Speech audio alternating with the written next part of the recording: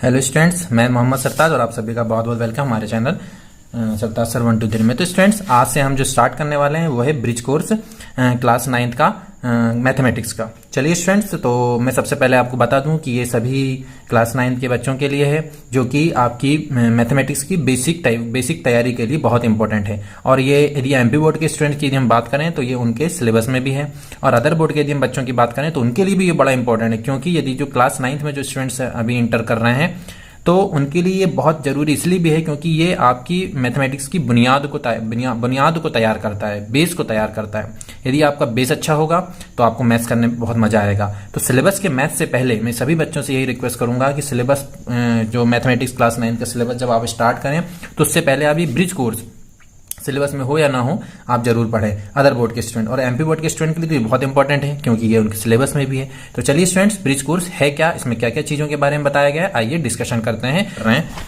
तो आइए स्टूडेंट्स, हम सबसे पहले ब्रिज कोर्स की जो क्लास 9 कक्षा 9वीं की जो ब्रिज कोर्स का सिलेबस है, ब्रिज कोर्स में क्या क्या दिया गया है इसके बारे में देखते हैं। फिर सबसे पहले विषय वस्तु देखते हैं। स्पेशली ये हिंदी मीडियम की किताब है, इसलिए हिंदी मीडियम में हम बात करेंगे, इंग्लिश में टर्म यूज करते रहेंगे, तो ये सभी बच्चों को बहुत मजा आने वाला है। चलिए स्टूडेंट्स, तो हम देख लेते हैं कि इसमें क्या क्या कंटेंट है, क्या क्या विषय वस्तु दी गई है। चलिए सबसे पहले देखो, जैसे कि इसमें दिया गया है कि सबसे पहले आपको गिनती और पहाड़े यानी शुरुआत करना है कि मैथ्स को कैसे, देखो हमको मैथ्स सीखना है तो हम शुरुआत कैसे करेंगे, क्या क्या चीजें हैं जो आप अभी तक पढ़ते आए 8th क्लास में, उसमें जो खास खास चीजें हैं जो कि आपको बहुत जरूरी है वो सब चीजें इसमें शामिल किया गया है। कैसे क्वेश्चंस हैं, सभी इसके बारे में हम डिस्कशन पूरे वीडियो में करेंगे, ठीक है। चलिए, तो हम धीरे धीरे करेंगे स्टूडेंट्स, एक ही वीडियो में सारा ब्रिज कोर्स नहीं होगा, हम बहुत सारे पार्ट बनाएंगे और पूरे पार्ट में रेगुलरली आपको इसमें स्टेप बाय स्टेप जितनी भी एक्सरसाइज दी गई है, जितनी भी चीजें दी गई है, हम रेगुलरली वीडियो के माध्यम से आपको पूरा ब्रिज कोर्स कराने वाले हैं। तो जो बच्चे ब्रिज कोर्स पढ़ना चाहते हैं, अपनी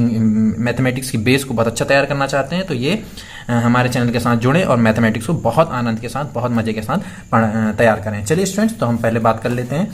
चलिए देखो, सबसे पहले गिनती और पहाड़े है ना, सबसे पहले आपको तैयार कर लेना है गिनती, यानी आपको सबसे पहले गिनती आनी चाहिए कि गिनती 100 तक तो कम से कम आपको आनी ही चाहिए। यदि 100 तक गिनती आती हो और पहाड़े आपको आते हैं कम से कम 20 तक, तो आप जरूर मैथ्स को थोड़ा सा मजेदार तरीके से पढ़ सकते हो। उसके बाद हमको जो पढ़ना है वो सेकेंड हमारा जो विषय वस्तु है वो है योग, है ना। जैसे कि हम कोई भी चीज को इकट्ठा करते हैं, जमा, योग को जमा इसलिए बोलते हैं क्योंकि जमा करते हैं तो वो चीजें बढ़ती है, योग होता है ना। तो योग संक्रिया के बारे में पढ़ना है, घटाना यानी व्याकरण के बारे में पढ़ना है, गुणा भाग पूर्णांक संख्या के बारे में पढ़ना, भिन्न, दशमलव, अनुपात, प्रतिशतता, ज्यामिति, उपकरणों का परिचय एवं अभ्यास, ज्यामिति, आकृति का परिचय, ज्यामिति, ठोसों का परिचय, परिमाप और क्षेत्रफल और बीजीय व्यंजक, ये जो है ये पूरा आपको ब्रिज कोर्स में शामिल किया गया है। तो स्टूडेंट्स, बहुत अच्छे तरीके से आज से हम स्टार्ट करने वाले हैं ब्रिज कोर्स में। शुरुआत कहाँ से होती है, चलिए जैसे मैंने अभी बताया आपको, सबसे पहले आपको गिनती यानी गिनती 1 से 100 तक, यानी आपको 1 से लेकर 100 तक की गिनती बहुत अच्छे से पढ़ना है, समझना है और आपको बनना चाहिए। एक स्पेशली एक चीज और स्टूडेंट आपसे मैं बोलूंगा कि आपको शब्दों में भी ये बहुत अच्छे से बनना चाहिए, यानी वर्ड में ये जो टेबल है, वर्ड में जो ये हमारी गिनती है इसको हम कैसे लिख सकते हैं, है ना। तो ये सारी चीजें इसमें दी गई, 1 1 मतलब 1 है ना, 1 इसको हिंदी में यानी वर्ड में कैसे लिखेंगे और इंग्लिश में वर्ड में कैसे लिखेंगे, सारा इसमें दिया गया है। तो आप 100 तक आप लोग इसको देख लेंगे। आप चाहो तो मैं थोड़ा सा बता दे रहा हूँ, आप इसका स्क्रीनशॉट लेके आप चाहो तो अपनी कॉपी में नोट कर सकते हैं। जिनके पास ब्रिज कोर्स नहीं है, मैं पूरा 100 तक का आपको दे देता हूँ, तो आप इसको बढ़िया से स्क्रीनशॉट लेके इसको अपनी कॉपी में नोट कर लें और आपको बिल्कुल सही उच्चारण के साथ सही तरीके से लिखते ये वर्ड में आना चाहिए। चलिए स्टूडेंट, इसके बाद आपको टेबल भी दिया गया है। इसमें टेबल तो मेरे पास, मुझे उम्मीद है कि सबके पास होगा। चलिए सबसे पहले 1 से 10 तक का टेबल मैं आपको दे रहा हूँ, स्क्रीन में दिखाई दे रहा होगा, ये आप याद कर लें जल्दी से सभी लोग, है ना। और फिर 11 से 20 तक का टेबल भी आपको स्क्रीन पे दिखाई दे रहा होगा, स्क्रीनशॉट ले लें जिनके पास लिखाना हो और इसको अच्छे से अपनी कॉपी में नोट कर लें और इनको याद भी करेंगे, ठीक है स्टूडेंट। चलिए अब स्टार्ट होता है सबसे पहली एक्सरसाइज, जिसको हम इसमें जो हिंदी मीडियम के स्टूडेंट होंगे जो ब्रिज कोर्स पढ़ रहे हैं वो दिखाएंगे कि उसमें कार्यपत्रक लिखा मिलता है, यानी पहला है, शुरुआत यहाँ से की गई है। सबसे पहला जो है वो नीचे लिखी संख्या को शब्दों में लिखिए। सिंपल है कि ये क्या लिखा है, 57 लिखा है, तो इसको वर्ड में कैसे लिखा जाएगा। आप इसमें ना जाएं, इसमें जो भरा गया है ये पुरानी बुक है मेरे पास, इसलिए आपको ऐसा दिख रहा होगा, तो आप इसमें ना जाएं। तो इसमें किस तरीके से वर्ड में लिखा है ये मैंने पीछे आपको बताया था, इससे देख के भी आप लिख सकते हैं और आपको बिना देखे बनना चाहिए। एक्सरसाइज में यहाँ पर इसलिए दिया है कि आपको बिना देखे बने, तो पहले आप उसको अच्छे से तैयार कर लें और बिना देखे फिर यहाँ लिखें कि कैसे वर्ड में इनको लिखा जाता है, कैसे शब्दों में संख्याओं को लिखा जाता है। इसकी प्रैक्टिस सभी लोग करेंगे, ठीक है। उसके बाद घटते क्रम में जमाना, है ना। तो घटते क्रम में जमाना तो मुझे उम्मीद है कि सबको आता होगा। चलिए कुछ घटते क्रम की अपन बात कर लेते हैं, है ना। तो जैसे यहाँ पर जो घटते क्रम की यदि अपन बात करें तो घटते क्रम में क्या दिया गया है, जैसे ये देखते हैं अपन, ये है ना।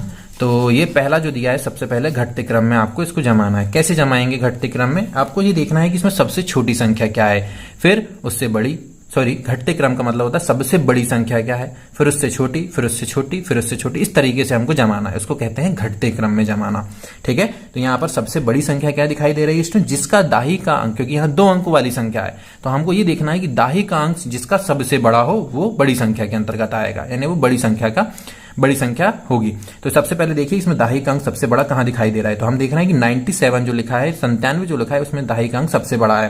तो इसका मतलब है कि सबसे बड़ी संख्या क्या हो जाएगी, 97 हो जाएगी, ठीक है। और फिर सबसे बड़ी संख्या की बड़े तरफ ये मुंह लगाना है ना, इस तरफ खुला मुंह जो होता है वो बड़े तरफ होता है, छोटी संख्या तरफ मुंह बंद होता है, ठीक है। अब 97 के बाद आप देख रहे होंगे कि इसमें 2 दिख रहा है, यहां भी दाही का आंकड़ा में 8 है और यहां भी दाही का आंकड़ा 8 है।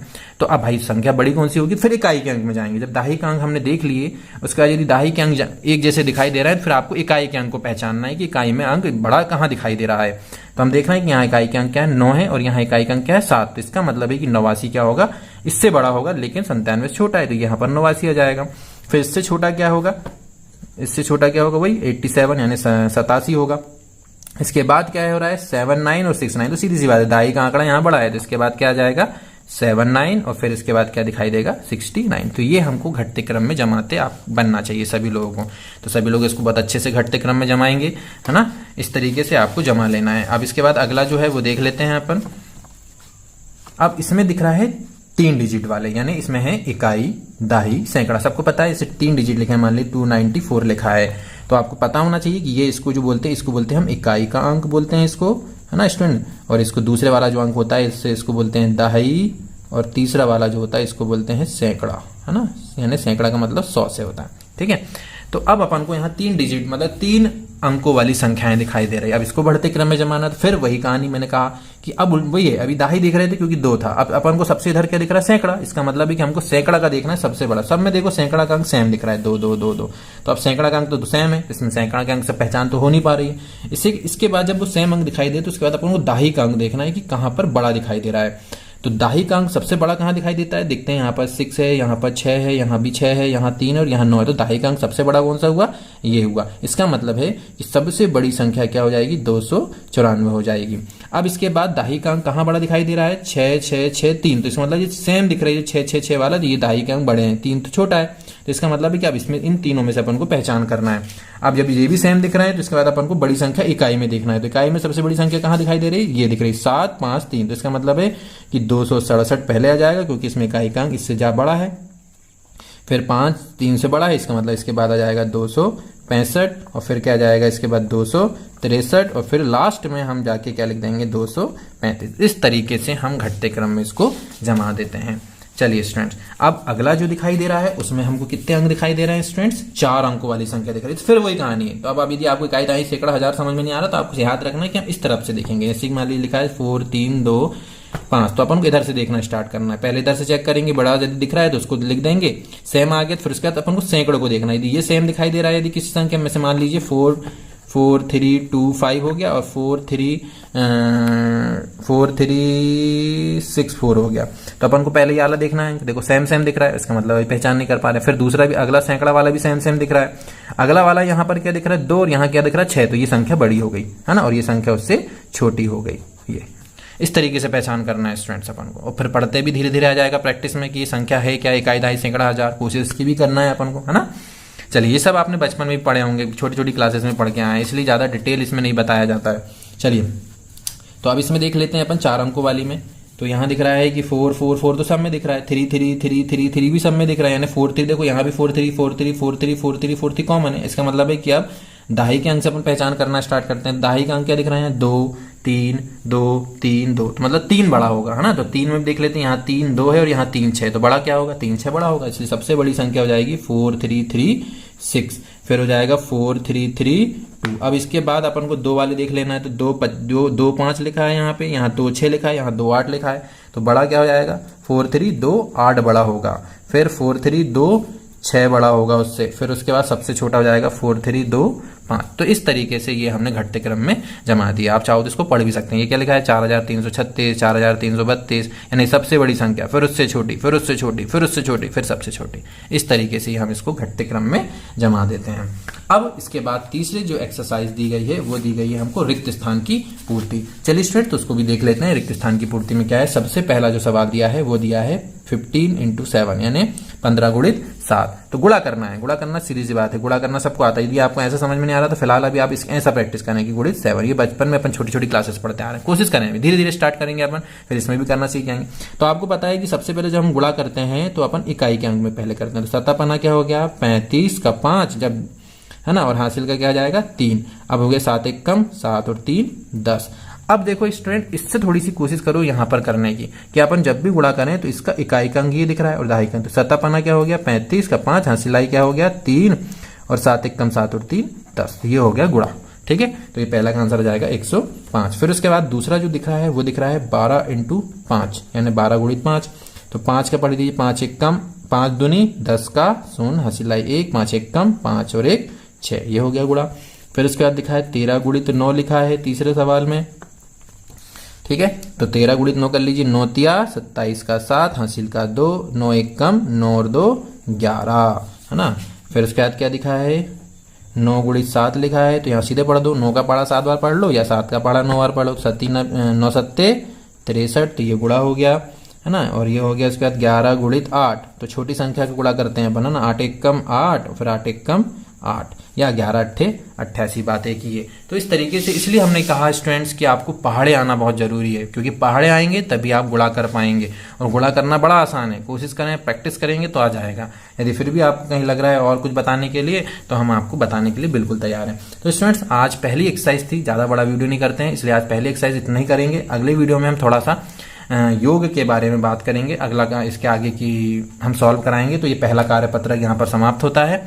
और इसके साथ ही यदि आपको कोई डाउट हो तो आप बिल्कुल बताएं, और यदि वीडियो अच्छा लगे तो लाइक करें और हमारे चैनल को सब्सक्राइब करें। और पूरा ब्रिज कोर्स के साथ साथ आगे आपको 9th सिलेबस के अकॉर्डिंग मैथमेटिक्स के वीडियो भी मिलेंगे, 10th 11th 12 सबके वीडियो आपको मैथ्स के मिलने वाले हैं। तो हमारे चैनल के साथ जुड़ें और हमारे चैनल को सब्सक्राइब करें। Thank you students, thank you.